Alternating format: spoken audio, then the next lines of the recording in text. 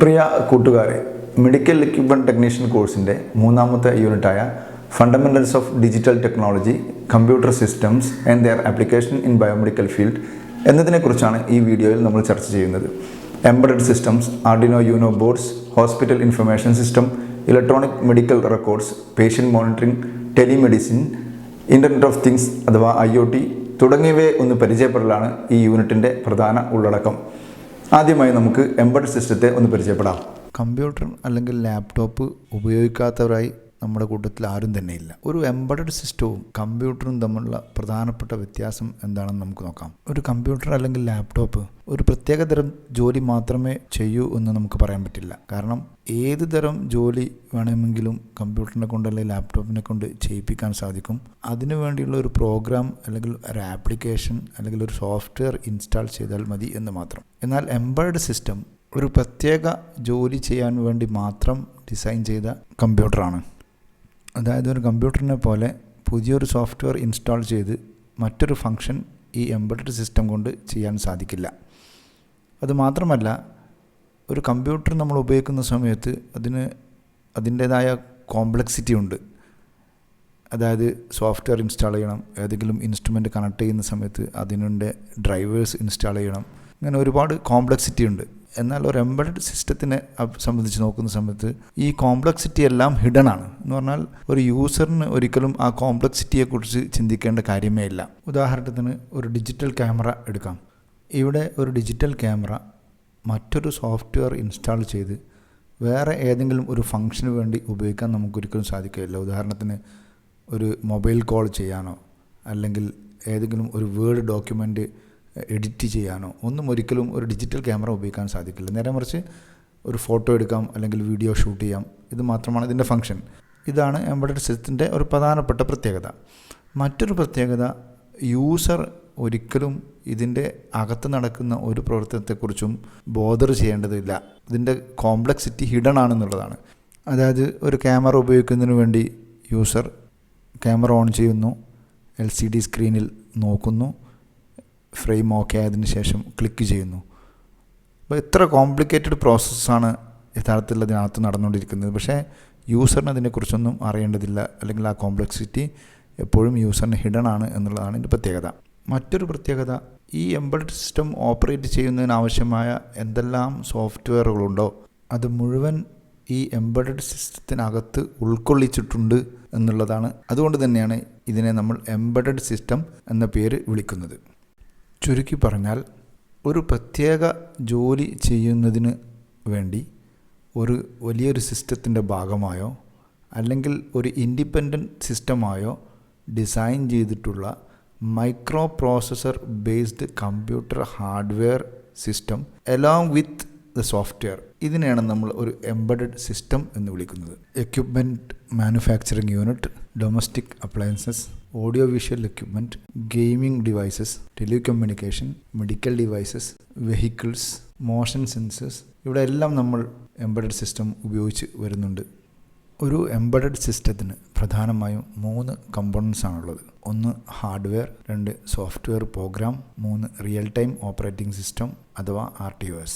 Hardware എന്നതുകൊണ്ട് ഉദ്ദേശിക്കുന്നത് നമ്മുടെ കണ്ണുകൊണ്ട് കാണാൻ പറ്റുന്ന പാർട്സ്, അതാണ് ഹാർഡ്വെയർ. ഉദാഹരണത്തിന് memory card, processor, USB ports, connectors, ഇതൊക്കെ നമുക്ക് കണ്ണുകൊണ്ട് കാണാൻ പറ്റുന്നതാണ്. ഇതിനെയാണ് നമ്മൾ ഹാർഡ്വെയർ എന്നതുകൊണ്ട് ഉദ്ദേശിക്കുന്നത്. സോഫ്റ്റ്വെയർ പ്രോഗ്രാം എന്നതുകൊണ്ട് ഉദ്ദേശിക്കുന്നത് ഈ എംബഡഡ് സിസ്റ്റം ഫങ്ഷൻ ചെയ്യുന്നതിന് വേണ്ടിയുള്ള സോഫ്റ്റ്വെയറുകൾ, അതിനാണ്. ഉദാഹരണത്തിന് നമ്മൾ ഏതെങ്കിലും സെൻസർ ഉപയോഗിക്കുന്നുണ്ടെങ്കിൽ ആ സെൻസറിൽ നിന്ന് എടുക്കുന്ന റീഡിംഗ് എങ്ങനെ എടുക്കണം, ആ റീഡിങ്ങിന് എന്ത് ചെയ്യണം, ഈ കാര്യങ്ങളാണ് സോഫ്റ്റ്വെയർ കൊണ്ട് ഉദ്ദേശിക്കുന്നത്.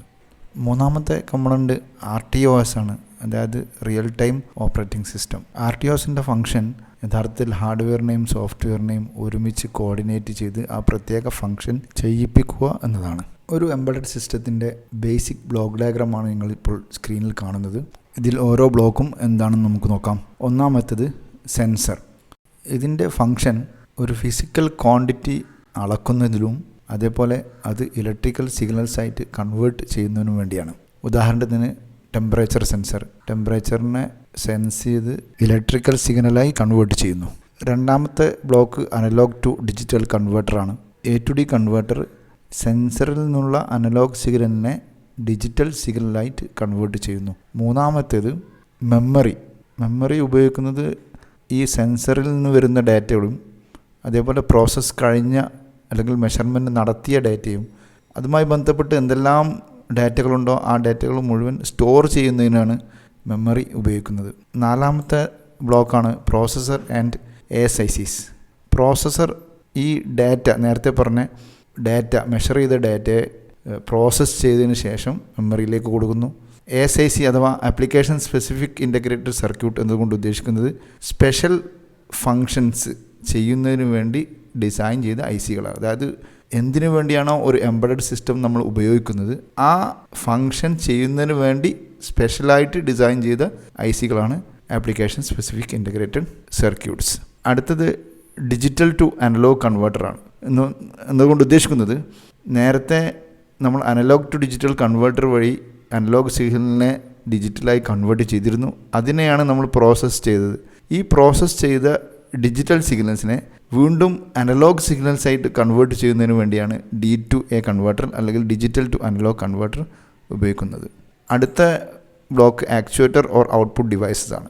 ഈ എംബഡഡ് സിസ്റ്റത്തിൻ്റെ ഔട്ട്പുട്ട് ഡിസ്പ്ലേ ചെയ്യുന്നതിനോ അല്ലെങ്കിൽ ഔട്ട്പുട്ട് നമുക്ക് ലഭ്യമാക്കുന്നതിനോ വേണ്ടി ഉപയോഗിക്കുന്ന പാർട്ടാണിത് ആക്ച്വേറ്റർ അല്ലെങ്കിൽ ഔട്ട്പുട്ട് ഡിവൈസസ്. ഫോർ എക്സാമ്പിൾ ഒരു ECG മോണിറ്റർ ആണെങ്കിൽ അല്ലെങ്കിൽ ഒരു കാർഡിയാക് മോണിറ്റർ ആണെങ്കിൽ ആ കാർഡിയാക് മോണിറ്ററിലെ ഡിസ്പ്ലേ ആക്ച്വേറ്റർ അല്ലെങ്കിൽ ഔട്ട്പുട്ട് ഡിവൈസാണ്. ഇത്രയുമാണ് ഇതിൻ്റെ ബ്ലോക്ക് ഡയഗ്രാം എക്സ്പ്ലനേഷൻ. എംബഡഡ് സിസ്റ്റത്തിൻ്റെ ക്ലാസിഫിക്കേഷനാണ് നിങ്ങൾ സ്ക്രീനിൽ കാണുന്നത്. രണ്ട് രീതിയിൽ എംബഡഡ് സിസ്റ്റത്തെ നമുക്ക് തരംതിരിക്കാം. ഒന്ന് based on performance and functional requirements, ഉദാഹരണത്തിന് real time, stand alone, networked and mobile type. രണ്ടാമത്തത് based on performance of the micro controller, small scale, medium scale and sophisticated. Medical ഫീൽഡിൽ എംബഡഡ് സിസ്റ്റത്തിൻ്റെ ഉപയോഗം നമുക്ക് നോക്കാം. Dialysis machine, infusion pumps, syringe pumps, patient monitoring system, prosthetic devices, robotic surgery, pacemaker, blood chemistry analyser, ultrasound scanning, x-ray machine തുടങ്ങിയ വിവിധ മേഖലകളിൽ embedded system നമ്മൾ ഉപയോഗിക്കാറുണ്ട്. ഏറ്റവും കൂടുതൽ ഉപയോഗിച്ചു വരുന്ന ഒരു പ്രോഗ്രാമിംഗ് ബോർഡാണ് ആർഡിനോ ബോർഡുകൾ. ആർഡിനോ ബോർഡുകൾ എന്താണ് എന്ന് മനസ്സിലാക്കുന്നതിന് മുമ്പായിട്ട് ആർഡിനോ ബോർഡുകൾ എവിടെയെല്ലാമാണ് ഉപയോഗിക്കുന്നത്, അതിൻ്റെ ആപ്ലിക്കേഷൻ എന്തെല്ലാമാണെന്ന് നമുക്ക് നോക്കാം. Applications of Arduino board. ആദ്യമായി ട്രാഫിക് ലൈറ്റ് സിസ്റ്റം. ഇവിടെ ട്രാഫിക് ലൈറ്റിൻ്റെ ഫംഗ്ഷൻ എന്ന് പറയുന്നത് റെഡ്, യെല്ലോ, ഗ്രീൻ ലൈറ്റുകൾ വ്യത്യസ്ത സമയത്തിൽ ഓൺ ആവുകയും ഓഫ് ആവുകയും ചെയ്യുക എന്നുള്ളതാണ്. ഇത്തരത്തിൽ ട്രാഫിക് ലൈറ്റിനെ നിയന്ത്രിക്കാൻ ആർഡിനോ ഉപയോഗിച്ച് സാധിക്കുന്നതാണ്. മറ്റൊരു ഉദാഹരണം home automation. IoT, internet of things എന്ന മേഖലയിൽ ഏറ്റവും പ്രധാനപ്പെട്ട പ്രൊജക്റ്റുകളിൽ ഒന്നാണ് ഹോം ഓട്ടോമേഷൻ. ഇവിടെ ഒരു വ്യക്തി തൻ്റെ മൊബൈൽ ഫോൺ ഉപയോഗിച്ച് ഫാൻ, ലൈറ്റ് മുതലായ ഇലക്ട്രിക്കൽ എക്യുപ്മെൻറ്റുകൾ നിയന്ത്രിക്കുന്നതാണ് നമുക്ക് കാണാൻ സാധിക്കുന്നത്. ഇത്തരത്തിലുള്ള പ്രൊജക്റ്റുകളിൽ ആർഡിനോ ബോർഡുകൾ നമുക്ക് ഉപയോഗിക്കാൻ സാധിക്കും. എന്താണ് ആർഡിനോ ബോർഡുകൾ? ആർഡിനോ ബോർഡ് എന്ന് പറയുന്നത് ഒരു open source micro controller based ബോർഡാണ്. ഇവിടെ ഓപ്പൺ സോഴ്സ് എന്നാൽ ഒരു വ്യക്തിയുടെ ആവശ്യത്തിനനുസരിച്ച് അതിനെ പ്രോഗ്രാം ചെയ്തുകൊണ്ട് ഉപയോഗിക്കാൻ സാധിക്കും. It is A combination of hardware and software. ഇവിടെ ആർഡിനോ ബോർഡ് എന്ന ഹാർഡ്വെയറിനെ സോഫ്റ്റ്വെയറിൻ്റെ സഹായത്താൽ പ്രോഗ്രാം ചെയ്തുകൊണ്ട് നമുക്ക് വ്യത്യസ്ത ആപ്ലിക്കേഷനിൽ ഉപയോഗിക്കാൻ സാധിക്കും. Types of Arduino boards. വിവിധ തരത്തിലുള്ള ആർഡിനോ ബോർഡുകൾ ഇന്ന് മാർക്കറ്റിൽ ലഭ്യമാണ്. കോമൺ ആയി നമ്മൾ ഉപയോഗിച്ചു വരുന്ന ആർഡിനോ ബോർഡുകളിൽ ചിലതാണ് ആർഡിനോ യുനോ, ആർഡിനോ മെഗ,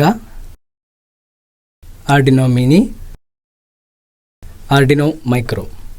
ഇതിൽ ഏറ്റവും കൂടുതൽ ഉപയോഗിച്ചു വരുന്ന ഒരു ബോർഡാണ് ആർഡിനോ യുനോ ബോർഡുകൾ. Component details of Arduino board. ഏതൊരു ഇലക്ട്രോണിക് ബോർഡുകൾ വർക്ക് ചെയ്യണമെങ്കിലും നമുക്ക് പവർ അത്യാവശ്യമാണ്. ഇവിടെ ആർഡിനോ ബോർഡുകൾ രണ്ട് രീതിയിൽ നമുക്ക് പവർ നൽകാൻ സാധിക്കും. ഒന്ന് USB-B പോർട്ട് വഴി, അല്ലെങ്കിൽ DC സോക്കറ്റ് വഴി. ഈ USB-B പോർട്ട് വഴിയാണ് നമ്മൾ പ്രോഗ്രാം കമ്പ്യൂട്ടറിൽ നിന്നും ആർഡിനോ ബോർഡിലേക്ക് അപ്ലോഡ് ചെയ്യുന്നത്. ഇതിൽ ഉപയോഗിച്ചിരിക്കുന്ന DC സോക്കറ്റ് വഴി നമുക്ക് 9 മുതൽ 12 വോൾട്ടേജ് വരെ ആർഡിനോയ്ക്ക് നൽകാൻ കഴിയും. Micro controller. ആർഡിനോ ബോർഡിൻ്റെ ബ്രെയിൻ എന്ന് പറയുന്നത് ഇതിൽ ഉപയോഗിച്ചിരിക്കുന്ന മൈക്രോ കൺട്രോളറായ എറ്റ്മെഗ 328P ആണ്.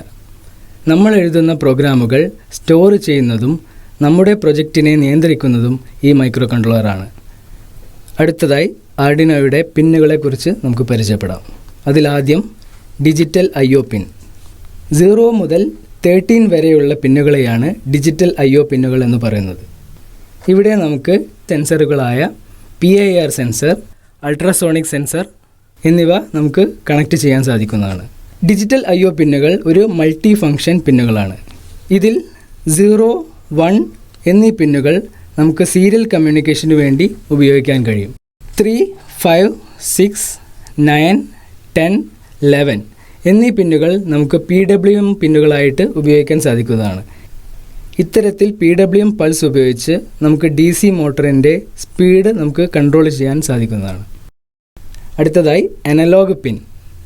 A0 മുതൽ A5 വരെയുള്ള പിന്നുകളെയാണ് അനലോഗ് പിന്നുകൾ എന്ന് പറയുന്നത്. ഇതിൽ അനലോഗ് സെൻസറുകളായ ടെമ്പറേച്ചർ സെൻസർ, ഹ്യൂമിഡിറ്റി സെൻസർ എന്നിവ നമുക്ക് കണക്ട് ചെയ്യാൻ സാധിക്കും. Next power pin. നമ്മൾ ആർഡിനോയിൽ സെൻസർ കണക്ട് ചെയ്യുമ്പോൾ അതിനാവശ്യമായ പവർ നൽകാൻ വേണ്ടി പവർ പിന്നുകൾ നമുക്ക് ഉപയോഗിക്കാം. ഇതിൽ 5 വോൾട്ട്, 3.3 വോൾട്ട്, ഗ്രൗണ്ട് എന്നിവ പവർ പിന്നുകളാണ്. അടുത്തതായി ക്രിസ്റ്റൽ ഓസിലേറ്റർ. മൈക്രോ കൺട്രോളറുകൾക്ക് ഒരു ക്ലോക്ക് സിഗ്നൽ നൽകാൻ വേണ്ടിയാണ് ക്രിസ്റ്റൽ ഓസിലേറ്റർ ഉപയോഗിക്കുന്നത്. ഇവിടെ 16 MHz ക്ലോക്ക് ഫ്രീക്വൻസിയുള്ള ഒരു ക്രിസ്റ്റൽ ഓസിലേറ്ററാണ് ഉപയോഗിക്കുന്നത്. മൈക്രോ കൺട്രോളറിനെ റീസെറ്റ് ചെയ്യാൻ വേണ്ടിയിട്ടാണ് നമ്മൾ റീസെറ്റ് ബട്ടൺ ഉപയോഗിക്കുന്നത്. ഇതുകൂടാതെ I2C, SPI തുടങ്ങിയ സീരിയൽ പ്രോട്ടോക്കോളുകൾ ഉപയോഗിച്ച് വർക്ക് ചെയ്യുന്ന സെൻസറുകളും മറ്റു ഡിവൈസുകളും ഈ ബോർഡിൽ നമുക്ക് കണക്ട് ചെയ്യാൻ സാധിക്കും. ഇപ്പോൾ നിങ്ങൾ ചിത്രത്തിൽ കാണുന്നതാണ് ആർഡിനോ യുനോ ബോർഡ്. ഒരു പ്രോഗ്രാമർ ഏറ്റവും കൂടുതൽ ശ്രദ്ധിക്കേണ്ട ഭാഗമാണ് 0 മുതൽ 13 വരെയുള്ള ഡിജിറ്റൽ IO പിന്നുകളും A0 മുതൽ A5 വരെയുള്ള അനലോഗ് പിന്നുകളും. അനലോഗ് പിന്നുകളിൽ അനലോഗ് സെൻസറുകളായ temperature sensor, sound sensor, light sensor മുതലായവയും ഡിജിറ്റൽ പിന്നുകളിൽ ഡിജിറ്റൽ സെൻസറുകളുമാണ് സാധാരണയായി കണക്ട് ചെയ്യാറുള്ളത്. ഇത്തരത്തിലുള്ള പ്രോഗ്രാമിംഗ് ബോർഡുകളെ പ്രോഗ്രാം ചെയ്യാൻ വേണ്ടി ഉപയോഗിച്ചു വരുന്ന ലാംഗ്വേജുകളാണ് പ്രോഗ്രാമിംഗ് ലാംഗ്വേജുകൾ. നമുക്കറിയാം, ലാംഗ്വേജ് എന്നാൽ കമ്മ്യൂണിക്കേഷന് വേണ്ട ഒരു മീഡിയമാണ്. ഉദാഹരണത്തിന്, കേരളത്തിലുള്ള ഒരു വ്യക്തി മറ്റൊരാളുമായി കമ്മ്യൂണിക്കേറ്റ് ചെയ്യണമെന്നുണ്ടെങ്കിൽ നമുക്ക് മലയാളം ലാംഗ്വേജ് അറിഞ്ഞിരിക്കണം. അതുപോലെ തന്നെ കമ്പ്യൂട്ടർ അല്ലെങ്കിൽ ഒരു പ്രോഗ്രാമബിൾ ഡിവൈസുമായിട്ട് കമ്മ്യൂണിക്കേറ്റ് ചെയ്യണമെങ്കിൽ നമുക്കൊരു പ്രോഗ്രാമിംഗ് ലാംഗ്വേജ് അറിഞ്ഞിരിക്കണം. എന്താണ് programming language? A programming language is a computer language that is used by programmer to communicate with computer. കമ്പ്യൂട്ടറുകളുമായിട്ട് കമ്മ്യൂണിക്കേറ്റ് ചെയ്യാൻ ഉപയോഗിക്കുന്ന ഒരു ലാംഗ്വേജ് ആണ് programming language. It contains a set of instruction written in any specific language to perform a specific task. ഒരു specific task ചെയ്യാൻ വേണ്ടി ഒരു പ്രത്യേക ലാംഗ്വേജ് ഉപയോഗിച്ചുകൊണ്ടുള്ള സെറ്റ് ഓഫ് ഇൻസ്ട്രക്ഷനെയാണ് നമ്മൾ പ്രോഗ്രാമിംഗ് ലാംഗ്വേജ് എന്ന് പറയുന്നത്. Classification of programming language. Programming ലാംഗ്വേജുകളെ നമുക്ക് 3 ആയിട്ട് തരംതിരിക്കാം: low level language, middle level language, high level language. Computer മെഷീനുകൾക്ക് അല്ലെങ്കിൽ പ്രോഗ്രാമബിൾ ഡിവൈസുകൾക്ക് ഏറ്റവും എളുപ്പത്തിൽ മനസ്സിലാക്കാൻ പറ്റുന്ന, എന്നാൽ ഒരു പ്രോഗ്രാമർക്ക് പ്രോഗ്രാം ചെയ്യാൻ ഏറ്റവും ബുദ്ധിമുട്ടേറിയതുമായ ഒരു ലാംഗ്വേജ് ആണ് ലോ ലെവൽ ലാംഗ്വേജ്. ഇത്തരത്തിലുള്ള ലാംഗ്വേജുകളിൽ 0, 1 എന്നീ രൂപത്തിലായിരിക്കും ഇൻസ്ട്രക്ഷൻസ് ഉണ്ടാവുക. അതിനെ നമ്മൾ ബൈനറി ലാംഗ്വേജ് എന്ന് പറയുന്നു. സയൻസ് ആൻഡ് ടെക്നോളജി ഇംപ്രൂവ് ചെയ്തപ്പോൾ ഒരു പുതിയൊരു ലാംഗ്വേജ് കടന്നു വന്നു. അത്തരത്തിലുള്ള ലാംഗ്വേജിനെയാണ് മിഡിൽ ലെവൽ ലാംഗ്വേജ് എന്ന് പറയുന്നത്. ഇത്തരത്തിലുള്ള ലാംഗ്വേജുകളിൽ ന്യൂമോണിക്സ് ആയിരുന്നു അതിൽ ഉപയോഗിച്ചിരുന്ന ഇൻസ്ട്രക്ഷൻ. ഉദാഹരണത്തിന് അസംബ്ലി ലാംഗ്വേജ്. ഇന്ന് നമ്മൾ ഉപയോഗിച്ച് വരുന്ന ലാംഗ്വേജുകൾ ഹൈ ലെവൽ ലാംഗ്വേജുകളിൽ പെടുന്നു. ഇത് ഇംഗ്ലീഷ് ലാംഗ്വേജിന് സിമിലർ ആണ്. ഉദാഹരണത്തിന് COBOL, Fortran, basic, C, CPP, Java. Levels of programming language. നമുക്കറിയാം, പണ്ട് കാലത്ത് നമ്മൾ പ്രോഗ്രാം ചെയ്യാൻ ഉപയോഗിച്ച് വരുന്ന ലാംഗ്വേജ് ആയിരുന്നു ബൈനറി ലാംഗ്വേജുകൾ. ഇത്തരത്തിലുള്ള ലാംഗ്വേജുകളിൽ 0, 1 എന്നീ രൂപത്തിലായിരുന്നു പ്രോഗ്രാം ചെയ്തിരുന്നത്. അത് ഒരു പ്രോഗ്രാമർക്ക് ഏറ്റവും ബുദ്ധിമുട്ടായിരുന്നു അത്തരത്തിലുള്ള പ്രോഗ്രാം ചെയ്യാൻ വേണ്ടി. എന്നാൽ മെഷീന് അത് ഏറ്റവും എളുപ്പത്തിൽ മനസ്സിലാക്കാൻ പറ്റുന്നതുമായിരുന്നു. സയൻസ് ആൻഡ് ടെക്നോളജി ഇംപ്രൂവ് ചെയ്തു വന്നപ്പോൾ പുതിയൊരു ലാംഗ്വേജ് കടന്നു വന്നു. അത്തരത്തിലുള്ള ലാംഗ്വേജുകളെ നമ്മൾ അസംബ്ലി ലെവൽ ലാംഗ്വേജ് എന്ന് വിളിച്ചു. ഇത്തരത്തിലുള്ള ലാംഗ്വേജുകൾ നമുക്കറിയാവുന്ന ഇംഗ്ലീഷ് ആൽഫബറ്റുമായിട്ട് സിമിലർ ആയിരുന്നു. ഇന്ന് നമ്മൾ ഏറ്റവും കൂടുതൽ ഉപയോഗിച്ചു വരുന്ന ലാംഗ്വേജ് ആയിരുന്നു ഹൈ ലെവൽ ലാംഗ്വേജ്. ഇത്തരത്തിലുള്ള ലാംഗ്വേജുകൾ നമ്മൾ ഉപയോഗിക്കുന്ന ഇംഗ്ലീഷ് ലാംഗ്വേജിന് സിമിലർ ആയിരുന്നു. Examples of programming language. ഇന്ന് ഉപയോഗിച്ച് വരുന്ന ഹൈ ലെവൽ ലാംഗ്വേജുകൾക്ക് എക്സാമ്പിളാണ് ഈ കാണിച്ചിരിക്കുന്നത്. Java, C#, Python. Introduction to Arduino IDE. ഇവിടെ IDE എന്നുകൊണ്ട് ഉദ്ദേശിക്കുന്നത് ഇൻ്റഗ്രേറ്റഡ് ഡെവലപ്മെൻറ്റ് എൻവയോൺമെൻറ്റ് എന്നാണ്. ഈ ചിത്രത്തിൽ കാണുന്നതാണ് നമ്മൾ ഉപയോഗിക്കുന്ന IDE സോഫ്റ്റ്വെയർ. ആർഡിനോ IDE എന്ന് പറയുന്നത് ഒരു ഓപ്പൺ സോഴ്സ് സോഫ്റ്റ്വെയർ ആണ്. ഓപ്പൺ സോഴ്സ് എന്നാൽ ഒരു വ്യക്തിക്ക് തൻ്റെ ആവശ്യത്തിനനുസരിച്ച് പ്രോഗ്രാം ചെയ്യാൻ സാധിക്കും. ഉദാഹരണത്തിന് നമ്മൾ ഇന്ന് ഉപയോഗിച്ചു വരുന്ന വിൻഡോസ് OS, അതുപോലെ തന്നെ ലിനക്സ് OS. ഇവിടെ ലിനക്സ് എന്ന് പറയുന്നത് ഒരു ഓപ്പൺ സോഴ്സ് സോഫ്റ്റ്വെയർ ആണ്. അതുകൊണ്ട് തന്നെ അവരവരുടെ ഇഷ്ടത്തിനനുസരിച്ച് മോഡിഫൈ ചെയ്തുകൊണ്ട് പുതിയ വേർഷൻസ് ഉണ്ടാക്കാൻ നമുക്ക് സാധിക്കും. അതുപോലെ തന്നെ ഒരു ടെക്നിക്കൽ നോളജ് ഇല്ലാത്ത ഒരു വ്യക്തിക്ക് കൂടി എളുപ്പത്തിൽ പഠിക്കാൻ പറ്റുന്ന ഒരു സോഫ്റ്റ്വെയർ കൂടിയാണ് ആർഡിനോ IDE. ആർഡിനോ IDEയിൽ പ്രധാനമായും 2 ഭാഗങ്ങളാണുള്ളത്. ഒന്ന് അതിൻ്റെ ടെക്സ്റ്റ് എഡിറ്റർ, അതുകൂടാതെ അതിൻ്റെ കമ്പൈലർ. പ്രോഗ്രാം എഴുതാൻ വേണ്ടിയിട്ടാണ് നമ്മൾ ടെക്സ്റ്റ് എഡിറ്റർ ഉപയോഗിക്കുന്നത്. കമ്പൈലർ ഉപയോഗിച്ച് നമ്മൾ എഴുതിയ ഹൈ ലെവൽ ലാംഗ്വേജിനെ മെഷീൻ ലെവൽ ലാംഗ്വേജുകളായിട്ട് കൺവേർട്ട് ചെയ്യാൻ നമുക്ക് സാധിക്കും. This environment support both C and C++ language. നമ്മുടെ സോഫ്റ്റ്വെയർ ആയ ആർഡിനോ IDE എന്ന് പറയുന്നത് ഹൈ ലെവൽ ലാംഗ്വേജ് ആയ C അതുപോലെ തന്നെ C++ ലാംഗ്വേജ് സപ്പോർട്ട് ചെയ്യുന്നു. Main section of Arduino IDE software. The IDE environment is mainly distributed into 3 sections. നമ്മുടെ IDE environment 3 section ആയിട്ട് ഡിസ്ട്രിബ്യൂട്ട് ചെയ്തിട്ടുണ്ട്. ആദ്യത്തേത് menu bar, 2 text editor, 3 output pane. ഇവിടെ file, edit, sketch, tools, help, verify, upload, new, ഇത്രയും ഭാഗമാണ് നമ്മുടെ menu bar. Code എഴുതുന്ന ഭാഗമാണ് ടെക്സ്റ്റ് എഡിറ്റർ. അതുകൂടാതെ നമ്മൾ എഴുതിയ പ്രോഗ്രാം എറർ എന്തെങ്കിലും ഉണ്ടെങ്കിൽ അത് കാണിക്കാനും നമ്മുടെ പ്രോഗ്രാം കറക്റ്റായി ആർഡിനോ ബോർഡിലേക്ക് ട്രാൻസ്ഫർ ചെയ്തു എന്ന മെസ്സേജ് തരുന്ന ഭാഗമാണ് output pan. Installation of Arduino IDE. ഇനി ഒരു ആർഡിനോ IDE സോഫ്റ്റ്വെയർ എങ്ങനെ നമുക്ക് ഡൗൺലോഡ് ചെയ്യാം എന്ന് നോക്കാം. അതിനായി ആർഡിനോയുടെ ഒഫീഷ്യൽ സൈറ്റായ www.ardino.cc എന്ന സൈറ്റിൽ കയറി കഴിഞ്ഞാൽ നമുക്ക് ഫ്രീ ആയിട്ട് നമുക്ക് ആർഡിനോ സോഫ്റ്റ്വെയർ ഡൗൺലോഡ് ചെയ്യാൻ സാധിക്കും. ആർഡിനോ സോഫ്റ്റ്വെയർ ഡൗൺലോഡ് ചെയ്യാൻ വേണ്ടി നമ്മൾ ഗൂഗിളിൽ ആർഡിനോ എന്ന് ടൈപ്പ് ചെയ്യുക. അപ്പോൾ നിങ്ങൾക്ക് വരുന്ന www.ardino.cc എന്ന് പറയുന്ന ലിങ്കാണ് ആർഡിനോയുടെ ഒഫീഷ്യൽ സൈറ്റ്. അതിൽ ക്ലിക്ക് ചെയ്യുക. ശേഷം സോഫ്റ്റ്വെയർ എന്ന് പറയുന്ന ഭാഗത്ത് ക്ലിക്ക് ചെയ്ത് കഴിഞ്ഞാൽ നിങ്ങൾക്ക് ആർഡിനോ എന്ന് പറയുന്ന സോഫ്റ്റ്വെയർ ഡൗൺലോഡ് ചെയ്യാനുള്ള പേജ് ഓപ്പൺ ആയി വരും. നമ്മുടെ ആർഡിനോ സോഫ്റ്റ്വെയർ വിൻഡോസിലും ലിനക്സിലും അതുപോലെ തന്നെ മാക്കിലും സപ്പോർട്ടറാണ്. ഇപ്പോൾ നമ്മൾ ഉപയോഗിക്കുന്നത് വിൻഡോസ് ആയതുകൊണ്ട് തന്നെ നമ്മൾ വിൻഡോസ് ലിങ്കിൽ ക്ലിക്ക് ചെയ്യുന്നു. അതിനുശേഷം ജസ്റ്റ് ഡൗൺലോഡ് എന്ന് ക്ലിക്ക് ചെയ്ത് കഴിഞ്ഞാൽ നമ്മുടെ ആർഡിനോ സോഫ്റ്റ്വെയർ ഡൗൺലോഡ് ചെയ്യുന്നത് നിങ്ങൾക്ക് കാണാൻ സാധിക്കും. നമ്മുടെ ആർഡിനോ സോഫ്റ്റ്വെയർ ഡൗൺലോഡ് ചെയ്ത് കഴിഞ്ഞാൽ ആദ്യമായി ഈ വിൻഡോ ആണ് ഓപ്പൺ ചെയ്തു വരുന്നത്. അതിൽ ഐ എഗ്രി എന്ന് ക്ലിക്ക് ചെയ്യുക. അതിനുശേഷം നെക്സ്റ്റ് ക്ലിക്ക് ചെയ്യുക. ഇവിടെ നമ്മൾ ഏത് ഭാഗത്താണ് നമ്മളെ ആർഡിനോയുടെ സോഫ്റ്റ്വെയർ ഇൻസ്റ്റാൾ ചെയ്യേണ്ടത് എന്നാണ് ചോദിക്കുന്നത്. ഇവിടെ ഡീഫോൾട്ട് ആയിട്ടുള്ള C ഡ്രൈവിൽ നമ്മൾ ഇൻസ്റ്റാൾ ചെയ്യും. ഇപ്പോൾ നമ്മുടെ ഇൻസ്റ്റാളേഷൻ കംപ്ലീറ്റ് ആയി കഴിഞ്ഞു. അതിനുശേഷം വരുന്ന സ്ക്രീൻ ക്ലോസ് ചെയ്യുക. ഇപ്പോൾ നമ്മുടെ ഡെസ്ക്ടോപ്പിൽ ആർഡിനോയുടെ ഐക്കൺ നമുക്ക് കാണാൻ സാധിക്കും. ഈ ആർഡിനോയുടെ ഐക്കണിൽ ഡബിൾ ക്ലിക്ക് ചെയ്ത് കഴിഞ്ഞാൽ നമുക്ക് ആർഡിനോ സോഫ്റ്റ്വെയർ ഓപ്പൺ ചെയ്യാൻ സാധിക്കും. ഇപ്പോൾ നിങ്ങൾ കാണുന്നതാണ് ആർഡിനോ സോഫ്റ്റ്വെയറിൻ്റെ window. Connection of Arduino board to the computer. ഇനി എങ്ങനെയാണ് ഒരു ആർഡിനോ ബോർഡ് കമ്പ്യൂട്ടറായിട്ട് കണക്ട് ചെയ്യുന്നതെന്ന് നോക്കാം. ഇപ്പോൾ ചിത്രത്തിൽ കാണിച്ചിരിക്കുന്നതാണ് ആർഡിനോ ബോർഡും ഇതുകൂടാതെ നമ്മുടെ കമ്പ്യൂട്ടറുമായിട്ടുള്ള കണക്ഷൻ. അതിനുവേണ്ടി നമ്മളൊരു USB A to B cable ഉപയോഗിക്കുന്നു. ഇതിന് 2 ഭാഗങ്ങളാണുള്ളത്. ഒന്ന് അതിൻ്റെ വൈഡ് റീജിയൻ, അതുകൂടാതെ അതിൻ്റെ നാരോ റീജിയൻ. വൈഡ് റീജിയൻ നമ്മുടെ ലാപ്ടോപ്പിലെ അല്ലെങ്കിൽ കമ്പ്യൂട്ടറിലെ USB പോർട്ടുമായിട്ടും അതിൻ്റെ നാരോ റീജിയൻ ആർഡിനോയുടെ USB പോർട്ടുമായിട്ടാണ് നമ്മൾ കണക്ട് ചെയ്യുന്നത്. Configuration of Arduino software. Arduino board നമ്മുടെ ലാപ്ടോപ്പുമായി കണക്ട് ചെയ്ത് കഴിഞ്ഞാൽ നമ്മൾ 2 കോൺഫിഗറേഷനാണ് സോഫ്റ്റ്വെയറിൽ ചെയ്യേണ്ടത്. ആദ്യത്തേത് ബോർഡ് സെലക്ട് ചെയ്യുക, സെലക്ട് ദ ബോർഡ്. അതിനുവേണ്ടി ആർഡിനോ സോഫ്റ്റ്വെയറിലെ ടൂൾസ് മെനുവിൽ പോയതിനു ശേഷം ബോർഡ് ഏതാണോ അത് നമ്മൾ സെലക്ട് ചെയ്യുക. നമ്മൾ ഉപയോഗിക്കുന്ന ബോർഡ് ആർഡിനോ യുനോ ആയതുകൊണ്ട് ടൂൾസിൽ പോയതിനു ശേഷം നമ്മൾ ബോർഡ് ആർഡിനോ യുനോ എന്ന് പറഞ്ഞ് സെലക്ട് ചെയ്ത് കൊടുക്കണം. 2. Select your serial port. നമ്മുടെ ആർഡിനോ ബോർഡ് ഏത് സീരിയൽ പോർട്ടിലാണോ കണക്ട് ചെയ്തത് അത് നമ്മൾ രണ്ടാമതായിട്ട് പറഞ്ഞു കൊടുക്കണം.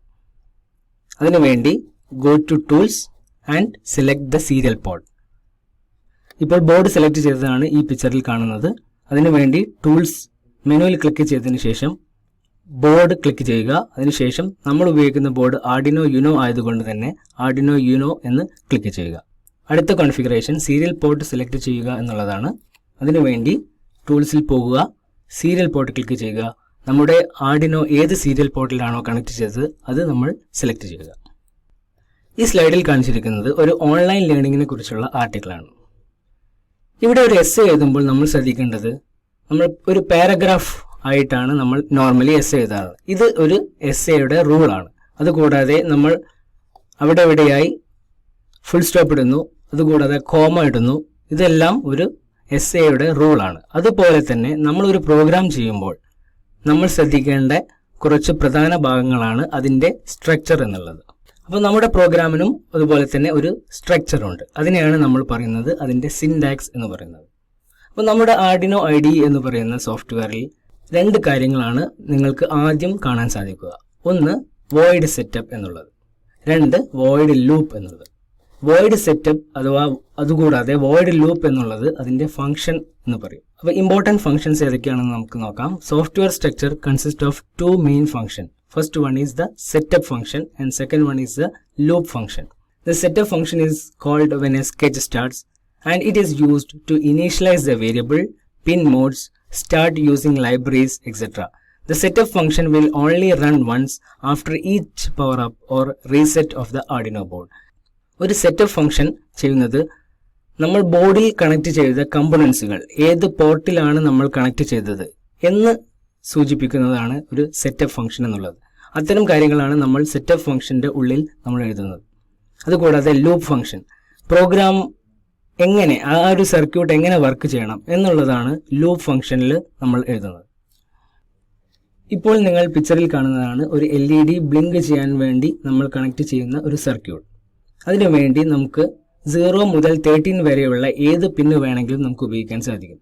ഇപ്പോൾ ഈ പിക്ചറിൽ ഈ ഡയഗ്രത്തിൽ നമ്മൾ ഉപയോഗിച്ചിരിക്കുന്നത് 2 എന്ന് പറയുന്ന ഡിജിറ്റൽ IO പിന്നാണ്. ഇവിടെ ആർഡിനോയെ പ്രോഗ്രാം ചെയ്തു കഴിഞ്ഞാൽ നമുക്ക് LEDനെ ബ്ലിങ്ക് ചെയ്യാൻ സാധിക്കും.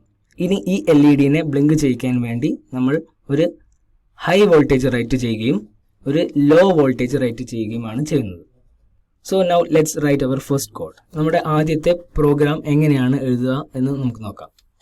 നമ്മൾ എപ്പോഴും ഒരു പ്രോഗ്രാം എഴുതുന്ന സമയത്ത് നമ്മൾ എങ്ങനെയാണോ സർക്യൂട്ട് നമ്മൾ കണക്ട് ചെയ്തത് ആ രീതിയിലായിരിക്കും നമ്മൾ പിന്നെ നമ്മുടെ പ്രോഗ്രാമിൽ നമ്മൾ കോൺഫിഗർ ചെയ്യുന്നത്. ആർഡിനോയുടെ പ്രോഗ്രാം സ്റ്റാർട്ട് ചെയ്യാൻ വേണ്ടി നമ്മൾ ആർഡിനോ ഐക്കണിൽ ഡബിൾ ക്ലിക്ക് ചെയ്യുക. അതിനുശേഷം ഫയൽ മെനുവിൽ പോവുക. അതിനുശേഷം ന്യൂ ക്ലിക്ക് ചെയ്യുക. ഇപ്പോൾ ഒരു പുതിയ വിൻഡോ ഓപ്പൺ ആയി വരും. ഈ വിൻഡോയിൽ നിങ്ങൾക്ക് 2 ഫംഗ്ഷൻസ് കാണാൻ സാധിക്കും. ഒന്ന് void setup, 2 void loop. Void സെറ്റപ്പിൻ്റെ ഉള്ളിൽ നമ്മൾ കണക്ട് ചെയ്ത പിൻ ഏതാണ് എന്ന് നമ്മൾ ഡിജിറ്റൽ IO പിൻ ഏതാണ് എന്ന് നമ്മൾ പറഞ്ഞു കൊടുക്കുകയും വോയിഡ് ലൂപ്പിൽ ആ പിന്നുകൾ എങ്ങനെ വർക്ക് ചെയ്യണം. ഇവിടെ ബ്ലിങ്കിങ് ആയതുകൊണ്ട് LEDയുടെ വർക്കിംഗ് എന്ന് പറയുന്നത് LEDയിലേക്ക് ഒരു ഹൈ വോൾട്ടേജ് റൈറ്റ് ചെയ്യുക, അതുകൂടാതെ ഒരു ലോ വോൾട്ടേജ് റൈറ്റ് ചെയ്യുക. ഹൈ വോൾട്ടേജ് റൈറ്റ് ചെയ്യുമ്പോൾ 5 വോൾട്ടേജ് LED പോവുകയും LED ഓൺ ആവുകയും ചെയ്യുന്നു. ലോ വോൾട്ടേജ് റൈറ്റ് ചെയ്ത് കഴിഞ്ഞാൽ LED ഓഫ് ആവുകയും ചെയ്യുന്നു. ഇത്തരത്തിലൊരു റിപ്പീറ്റ് പ്രോസസ്സ് നടക്കുമ്പോൾ LED ബ്ലിങ്കിങ് ആയിട്ടാണ് നമുക്ക് ഫീൽ ചെയ്യുന്നത്. ഇവിടെ വോയിഡ് സെറ്റപ്പിൽ നമ്മൾ എങ്ങനെയാണോ LED കണക്ട് ചെയ്ത് വെച്ചത് എന്നതിനെക്കുറിച്ചാണ് പറയുന്നത്. വോയിഡ് ലൂപ്പിൽ ആ കണക്ട് ചെയ്ത് വെച്ച LED എങ്ങനെ വർക്ക് ചെയ്യണം എന്നുള്ളതാണ് നമ്മൾ പറയുന്നത്. അതിനുവേണ്ടി നമ്മൾ പിൻ മോഡ് എന്ന് പറയുന്ന കമൻ്റാണ് നമ്മൾ ഉപയോഗിക്കുന്നത്. ഇവിടെ പ്രത്യേകം ശ്രദ്ധിക്കേണ്ട ഒരു കാര്യം, പിൻ എന്ന് പറയുന്നത് സ്മോൾ ലെറ്ററിലും മോഡിലെ M ക്യാപിറ്റൽ ലെറ്ററിലുമാണ് എഴുതേണ്ടത്. അല്ലെങ്കിൽ ഇത് വേറെ ഏതോ കീവേഡാണ് അല്ലെങ്കിൽ വേറെ ഏതോ ഒരു കമൻ്റ് ആണെന്നാണ് നമ്മൾ ആർഡിനോ IDE സോഫ്റ്റ്വെയർ മനസ്സിലാക്കുന്നത്. അതുകൊണ്ട് പിൻ മോഡ് പിൻ എന്ന് സ്മോൾ ലെറ്ററിൽ എഴുതിയതിനു ശേഷം ക്യാപിറ്റൽ M എന്ന് വേണം മോഡിന് എഴുതാൻ. അതിനുശേഷം ബ്രാക്കറ്റ് ഓപ്പൺ ചെയ്യുക, ബ്രാക്കറ്റ് ക്ലോസ് ചെയ്യുക. ബ്രാക്കറ്റിൻ്റെ ഉള്ളിൽ നമ്മൾ 2 കാര്യങ്ങളാണ് എഴുതേണ്ടത്. ഒന്ന് അതിൻ്റെ പിൻ നമ്പർ. നമ്മുടെ സർക്യൂട്ടിൽ നമ്മൾ LED കണക്ട് ചെയ്തു വെച്ചത് ഡിജിറ്റൽ IO പിന്നിലെ 2 എന്ന് പറയുന്ന പിന്നിലായിരുന്നു. സോ നമ്മൾ എഴുതേണ്ടത് 2 എന്ന് എഴുതിയതിന് ശേഷം ഒരു കോമ ഇട്ടതിന് ശേഷം അതിൻ്റെ മോഡ് എന്താണ് എന്ന് എഴുതുക. നമുക്കറിയാം LED എന്ന് പറയുന്നത് ഒരു ഔട്ട്പുട്ട് ഡിവൈസാണ്. അതുകൊണ്ട് തന്നെ അതിൻ്റെ മോഡ് എന്ന് പറയുന്നത് ഔട്ട്പുട്ട് ആയിരിക്കും. ഔട്ട്പുട്ട് എന്ന് പറയുന്നത് ക്യാപിറ്റൽ ലെറ്ററിൽ തന്നെ എഴുതണം. അതിനുശേഷം ഇതിനെ ഈ ഒരു ലൈനിനെ ടെർമിനേറ്റ് ചെയ്യാൻ വേണ്ടി നമ്മൾ ഒരു സെമിക്കോളൻ ആഡ് ചെയ്യുന്നു. ഓക്കെ, അപ്പോൾ ഇതാണ് നമ്മുടെ വോയിഡ് സെറ്റപ്പ് ഫംഗ്ഷൻ്റെ ഉള്ളിൽ നമ്മൾ എഴുതേണ്ട പ്രധാനപ്പെട്ട കാര്യം. അതായത് പിൻ ഏത് പിന്നിലാണോ നമ്മൾ കണക്ട് ചെയ്തത് എന്നതിനെക്കുറിച്ചാണ് പിൻ മോഡ് പറയുന്നത്. ഇനി അതിനെ എങ്ങനെ വർക്ക് ചെയ്യണം എന്നുള്ളതാണ് നമ്മൾ അടുത്തത് പറയുന്നത്. അപ്പോൾ നമുക്ക് വർക്ക് ചെയ്യേണ്ടത് നമ്മൾ LED-നെ ഓൺ ആക്കുകയും ഓഫ് ആക്കുകയും ചെയ്യുകയാണ്. ഓൺ ആക്കാൻ വേണ്ടി നമ്മൾ ഡിജിറ്റൽ റൈറ്റ് എന്ന് പറയുന്ന കീവേഡ് ഉപയോഗിക്കുന്നു. ഇപ്പോഴും ശ്രദ്ധിക്കേണ്ടത് ഡിജിറ്റൽ എന്ന് പറയുന്നത് സ്മോൾ ലെറ്ററിലും റൈറ്റിൻ്റെ W എന്ന് പറയുന്നത് ക്യാപിറ്റൽ ലെറ്ററിലും എഴുതണം. അതിനുശേഷം ബ്രാക്കറ്റ് ഓപ്പൺ, ബ്രാക്കറ്റ് ക്ലോസ്. ഇതിൻ്റെ ബ്രാക്കറ്റിൻ്റെ ഉള്ളിൽ നമ്മൾ 2 കാര്യങ്ങളാണ് എഴുതേണ്ടത്. ഏത് പിന്നിലാണ് നമ്മൾ കണക്ട് ചെയ്തത്, അതുകൂടാതെ അതിലേക്ക് എന്താണ് ചെയ്തത്. നമുക്ക് ഒരു ഹൈ വോൾട്ടേജ് റൈറ്റ് ചെയ്യുകയാണ് ചെയ്യേണ്ടത്. അതായത് 5 വോൾട്ടേജ് നമ്മൾ റൈറ്റ് ചെയ്യുകയാണ് ചെയ്യുന്നത്. അതിനുവേണ്ടി ഹൈ എന്ന് പറഞ്ഞ് നമ്മൾ ടൈപ്പ് ചെയ്യുന്നു. ഇപ്പോഴും ഇവിടെയും എന്താണ് ക്യാപിറ്റൽ ലെറ്റർ വേണം നമ്മൾ ടൈപ്പ് ചെയ്യാൻ. ഈ ലൈൻ ടെർമിനേറ്റ് ചെയ്യാൻ വേണ്ടി വീണ്ടും സെമിക്കോളൻ നമ്മൾ ആഡ് ചെയ്യുന്നു. അതിനുശേഷം ഇപ്പോൾ ഈ ഒരു ലൈനിൽ റെപ്രസെൻറ്റ് ചെയ്യുന്നത് LED ഓൺ ആയി എന്നുള്ളതാണ്. ഒരു ബ്ലിങ്കിങ് ആക്ഷൻ പ്രൊവൈഡ് ചെയ്യാൻ വേണ്ടി നമ്മൾ എന്ത് ചെയ്യുന്നു, LED-നെ ഓഫ് ചെയ്യുന്നു. അതിനുവേണ്ടി ഡിജിറ്റൽ റൈറ്റ് എന്ന് പറയുന്ന കമൻറ്റ് വീണ്ടും ഉപയോഗിച്ചു. Digital WRITE. അതിനുശേഷം 2 എന്ന് പറയുന്ന പിന്നിലായിരുന്നു നമ്മൾ LED കണക്ട് ചെയ്തത്. ആ LED 2 എന്ന് പറയുന്ന പിന്നിൽ കണക്ട് ചെയ്ത LED-യെ നമ്മൾ ലോ ആക്കുന്നു. ഇത്രയും ചെയ്തു കഴിഞ്ഞാൽ നമ്മുടെ പ്രോഗ്രാം റെഡിയായി. ഇനി നമുക്കറിയാം ഈ ഇലക്ട്രോണിക് ഡിവൈസസ് അല്ലെങ്കിൽ നമ്മുടെ പ്രോഗ്രാമബിൾ ബോർഡായിട്ടുള്ള ആർഡിനോ ബോർഡ് 16 MHz ക്ലോക്ക് ഫ്രീക്വൻസിയിലാണ് വർക്ക് ചെയ്യുന്നത്. അതായത് ഒരുപാട് തവണ ഓൺ ഓഫ് പ്രോസസ്സ് നടക്കുന്നുണ്ട്. അതുകൊണ്ട് തന്നെ നമുക്ക് ബ്ലിങ്കിങ് ആക്ഷൻ കാണാൻ സാധിക്കുന്നില്ല. ഇവിടെ ഡിലേ പ്രൊവൈഡ് ചെയ്ത് കഴിഞ്ഞാൽ LED 1 സെക്കൻഡ് നേരത്തേക്ക് ഓൺ ആകുന്നതും ഓഫ് ആകുന്നതും നമുക്ക് കാണാൻ സാധിക്കും. അതിനുവേണ്ടി ഡിലേ എന്ന് കൊടുത്തതിന് ശേഷം ബ്രാക്കറ്റ് ഓപ്പൺ ചെയ്യുക. അതിനുശേഷം 1000 എന്ന് കൊടുത്തു കഴിഞ്ഞാൽ that means it is 1 second. ഇവിടെ നമ്മൾ മില്ലി സെക്കൻഡിലാണ് ഡിലേ നമ്മൾ പ്രൊവൈഡ് ചെയ്യുന്നത്. ഇവിടെ 2 സെക്കൻഡാണ് LED ബ്ലിങ്ക് ചെയ്യണം എന്നുണ്ടെങ്കിൽ നമ്മൾ ഇവിടെ 2 എന്ന് കൊടുക്കുന്നു. 5 സെക്കൻഡാണ് നമുക്ക് ബ്ലിങ്ക് ചെയ്യണം എന്നുണ്ടെങ്കിൽ 5000 എന്ന് പറഞ്ഞ് കൊടുക്കുന്നു. ഓക്കെ, ഇപ്പം നമ്മുടെ പ്രോഗ്രാമിൽ നമ്മൾ 1 സെക്കൻഡ് നേരത്തേക്ക് ബ്ലിങ്ക് ചെയ്യാനാണ് ഉദ്ദേശിക്കുന്നത്. അതുകൊണ്ട് തന്നെ നമ്മൾ 1000 എന്ന് കൊടുക്കും. അതിനുശേഷം വീണ്ടും നമുക്കൊരു ഡിലേ കൊടുക്കേണ്ടതായിട്ടുണ്ട്. ഇത്രയും ചെയ്തു കഴിഞ്ഞാൽ പ്രോഗ്രാം ഫസ്റ്റ് റൺ ചെയ്യുമ്പോൾ വോയിഡ് സെറ്റപ്പിന്റെ ഈ ഫംഗ്ഷന്റെ ഉള്ളിലേക്ക് കയറുന്നു. അതിനുശേഷം പിൻ മോഡ് ലൈൻ എക്സിക്യൂട്ട് ചെയ്യും. അതിൽ 2 എന്ന് പറയുന്ന പിന്നിലാണ് നമ്മൾ കണക്ട് ചെയ്തത് എന്ന് ബോർഡിന് മനസ്സിലാകും. അതിനുശേഷം വീണ്ടും നമ്മുടെ പ്രോഗ്രാം വോയിഡ് ലൂപ്പിലേക്ക് കയറുന്നു. ലൂപ്പിൽ നമ്മൾ എഴുതി വെച്ചത് LED-നെ ഓൺ ആവുകയും ഓഫ് ആവുകയും ചെയ്യാനുള്ള പ്രോഗ്രാമാണ്. ഇത് ഒരു പ്രാവശ്യം എക്സിക്യൂട്ട് ചെയ്ത് കഴിഞ്ഞാൽ വീണ്ടും പ്രോഗ്രാം വോയിഡ് ലൂപ്പിന്റെ ഈ ഒരു ഭാഗത്തായിട്ട് ഫസ്റ്റ് ലൈനിലേക്ക് വീണ്ടും വരും. ഈ ഒരു പ്രോസസ്സ് റിപ്പീറ്റ് ചെയ്യുകയാണ് ചെയ്യുന്നത്. ഇത് നമ്മൾ പവർ ഓഫ് ആകുന്നത് വരെ ഈ ഒരു പ്രോസസ്സ് റിപ്പീറ്റ് ചെയ്യും. പ്രാക്ടിക്കലായിട്ട് എങ്ങനെയാണ് ഇതൊന്ന് ചെയ്യുന്നത് നോക്കാം. ഇനി നമ്മൾ ആർഡിനോ ബോർഡിനെ എങ്ങനെ ലാപ്ടോപ്പുമായിട്ട് നമ്മൾ എങ്ങനെ കണക്ട് ചെയ്യും എന്നുള്ളതാണ് നോക്കുന്നത്. അതിനായിട്ട് നമ്മൾ ആദ്യം USB കേബിളിൽ 2 പോയിന്റുകളാണ് നമുക്ക് കാണാൻ സാധിക്കുക. ഒന്ന് ഫ്ലാറ്റ് വൈഡായിട്ടുള്ള ഒരു പോർഷൻ, അതിനുശേഷം ഒരു നാരോ ആയിട്ടുള്ള പോർഷൻ. അതിൽ വൈഡായിട്ടുള്ള പോർഷൻ നമ്മൾ ലാപ്ടോപ്പിൻ്റെ ഏതെങ്കിലും ഒരു USB കേബിൾ കണക്ട് ചെയ്യും. അതിനുശേഷം അതിൻ്റെ നാരോ എൻഡ് നമ്മൾ ആർഡിനോ ബോർഡിൻ്റെ USB സോക്കറ്റിലാണ് നമ്മൾ കണക്ട് ചെയ്യുന്നത്. അതിനുശേഷം നമ്മൾ കണ്ട സർക്യൂട്ട് ഡയഗ്രാം നമ്മൾ ബ്രെഡ് ബോർഡിൽ വയർ ചെയ്യണം. അതിനായിട്ട് നമുക്ക് ഒരു ജമ്പർ വയർ നമ്മൾ എടുത്തതിന് ശേഷം നമ്മൾ സർക്യൂട്ട് ഡയഗ്രത്തിൻ്റെ അതേ കണക്ഷനാണ് നമ്മൾ റിയലായിട്ട് ചെയ്യുന്നത്. അപ്പം അതിന് വേണ്ടിയിട്ട് നമ്മൾ 2 എന്ന് പറയുന്ന പോയിന്റിലാണ് നമ്മൾ ആദ്യം കണക്ട് ചെയ്യേണ്ടത്. ഈ 2 എന്ന് പറയുന്ന ഡിജിറ്റൽ IO പിൻ, അതിൻ്റെ ഒരു എൻഡ് നമ്മൾ LED-യുടെ പോസിറ്റീവിലേക്കാണ് കണക്ട് ചെയ്യുന്നത്. അതിന് വേണ്ടിയിട്ട് നമ്മൾ ബ്രെഡ് ബോർഡ് ഉപയോഗിക്കുന്നുണ്ട്. ബ്രെഡ് ബോർഡിൻ്റെ റെഡ് ബോർഡിൽ LED പോസിറ്റീവ് സൈഡിലായിട്ട് നമ്മൾ ഡിജിറ്റൽ IO പിന്നിൽ നിന്ന് വരുന്ന ഈ ഒരു പോർഷനിലായിട്ട് നമ്മൾ കണക്ട് ചെയ്യുന്നു. അതിനുശേഷം ഒരു റെസിസ്റ്റർ വഴി നമ്മൾ LED പോസിറ്റീവിലേക്ക് കണക്ട് ചെയ്യുന്നു. ഇവിടെ നിങ്ങൾ ശ്രദ്ധിച്ചാൽ കാണാം LED രണ്ട് പിന്നുകളാണുള്ളത്. ഇതിൽ ഒന്ന് വലുതും ഒന്ന് ചെറുതുമായിരിക്കും. വലിയ പിന്നാണ് പോസിറ്റീവ് പിൻ. പോസിറ്റീവ് പിന്ന് നമ്മൾ റെസിസ്റ്ററിൻ്റെ ഒരു എൻഡിൽ കണക്ട് ചെയ്യുന്നു. അതിനുശേഷം അതിൻ്റെ നെഗറ്റീവ് പിന്ന് തിരിച്ച് ആർഡിനോയുടെ ഗ്രൗണ്ടിലേക്ക് നമ്മൾ കണക്ട് ചെയ്യുന്നു. ഇതാണ് നമ്മുടെ സർക്യൂട്ട് ഡയഗ്രാം. അതിനുശേഷം നമ്മൾ സോഫ്റ്റ്വെയറിൽ ഉപയോഗിച്ചിട്ട് നമ്മൾ എഴുതി വെച്ച പ്രോഗ്രാം നമ്മൾ ആർഡിനോ ബോർഡിലേക്ക് നമ്മൾ അപ്ലോഡ് ചെയ്യുകയാണ് ചെയ്യുന്നത്. ഇപ്പം നമ്മൾ പ്രോഗ്രാം ഡൗൺലോഡ് ചെയ്ത് കഴിഞ്ഞു. ഇപ്പം നിങ്ങൾക്ക് കാണാൻ സാധിക്കും LED നമ്മൾ കൊടുത്ത പ്രോഗ്രാമിനനുസരിച്ചിട്ട് LED ബ്ലിങ്ക് ചെയ്യുന്നത് നിങ്ങൾക്ക് കാണാം. നമ്മൾ 1 സെക്കൻഡാണ് നമ്മൾ ഡിലേ കൊടുത്തത്. 1 സെക്കൻഡ് നേരത്തേക്ക് നമുക്ക് ബ്ലിങ്ക് ചെയ്യുന്നത് നമുക്ക് കാണാൻ സാധിക്കും. ഓക്കെ.